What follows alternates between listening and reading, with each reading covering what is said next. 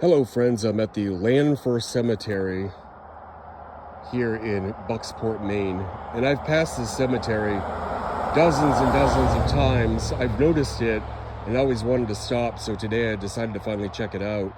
It's set back from the road only about 10 feet. There's very little parking space. I had to make sure I pulled in just enough so my car doesn't get clipped by traffic, but I'll do a quick tour. I walked around a little bit to check it out, but mostly it's the Lanpher family buried here, hence the name Lanpher Cemetery. But this is Mary Lawrence, wife of Joshua N. Lanpher. She actually outlived her husband by 60 years. So she died November 24 of 1915, 91 years, 1 month, and 28 days. Pretty amazing she lived that long. He, however, died May 6 of 1855, only 32 years, 4 months, and 12 days. He was the son of Abner and Lancy Lanpher. So a good long space, but they ended up buried next to each other. I'm thinking he may have been a quite tall man. There's about probably 6 foot 5 inches between his headstone and his footstone. Looks like she doesn't have a footstone, but by 1915 they had pretty much disappeared. It looks like the top half of that grave has been eroded away, but it still stands. It has a footstone, which we've seen those many times before. It says JC on it. This is right sort of in the middle of the cemetery. Clarissa Lanpher died May 1st, 1872, 67 years, 10 months, 23 days. A lot of broken stones through here. There's her footstone, I would think.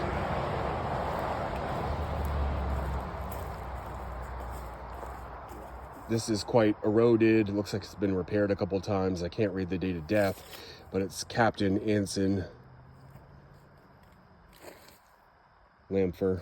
There's his wife, Hannah. She died 1833. And you have a lot of the rest of the Lanpher family.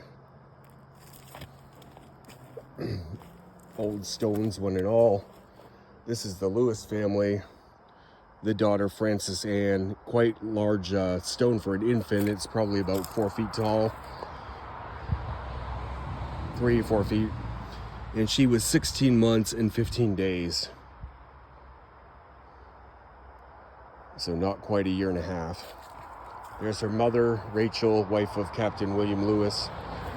Some more of their children. There's Freeman Lewis, eldest son of Captain William and Rachel Lewis. He died July 26 of 1834, age 18 years, 9 months. Next to him, his brother, Hiram, died November 16, 1845, 17 years, 8 months. We can see that one's in pretty rough shape. That's actually the Captain William Lewis, the father of the family we just saw. He died May 29th of 1861, 74 years, 4 months, 16 days.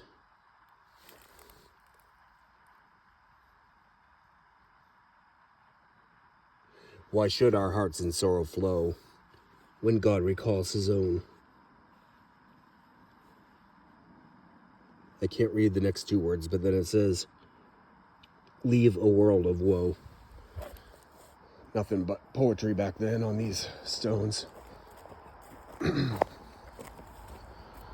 Temperance L., wife of Anthony Luce. And there's her footstone, so at some time it probably fell down. Had to have been over here somewhere, and then they propped it up next to the headstone. So that's cool. At least it's above ground. Here we have the Page family. You can see a lot of the kid stones. You have Bailey, Sarah,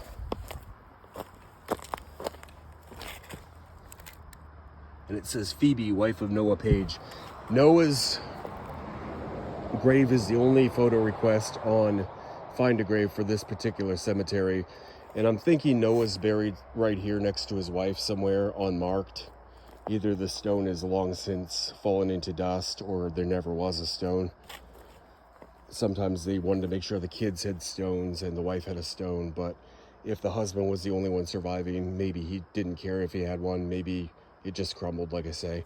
And the reason I think he's probably on Phoebe's left is because almost directly to her right is their daughter Keziah, and there's really no room between Keziah and Phoebe for Noah to be buried, so I'm thinking he's somewhere on the left there.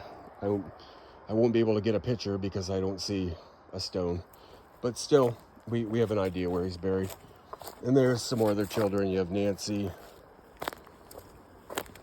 Jeremiah, and T. Sanborn. And right here, I think this is their daughter. I can't read the age exactly because Mother Nature is kind of reclaiming this grave.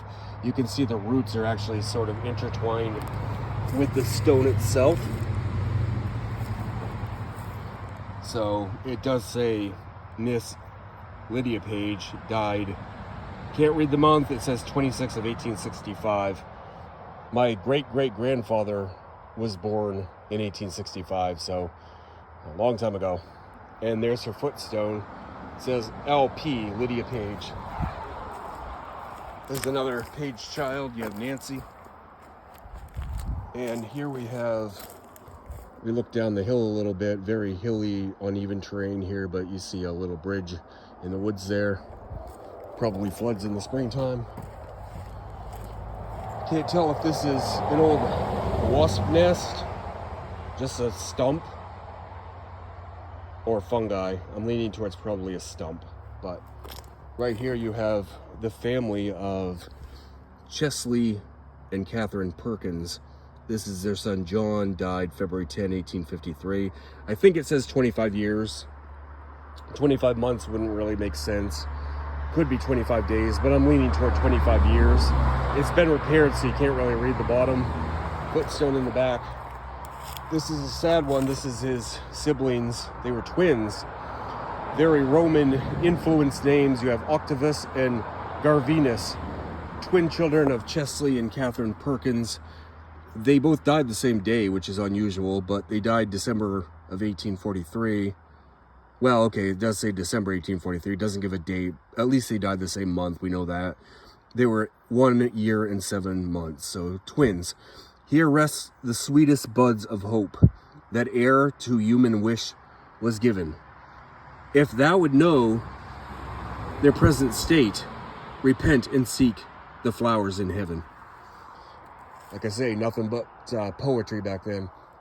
This one's broken. I did figure out on Find a Grave. It's actually Chesley Jr. He died in 1845, just shy of his 11th birthday. So he was 10 years, 11 months. Chesley Jr., son of Chesley and Catherine Perkins.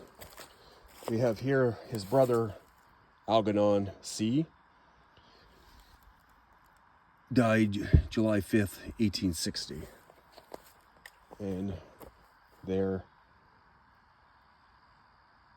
is the mother, Catherine. Again, very hard to read, but in proximity to her family, we can figure out who she is. I can't see the middle, but I know it says wife of Chesley. I can just make out Perkins. Died October 10, 1863, age 51 years, 2 months. So that's it in a nutshell. Very small cemetery, 3 or 4 families buried here, but I thought it was a really cool trip into the past. Hope you enjoyed.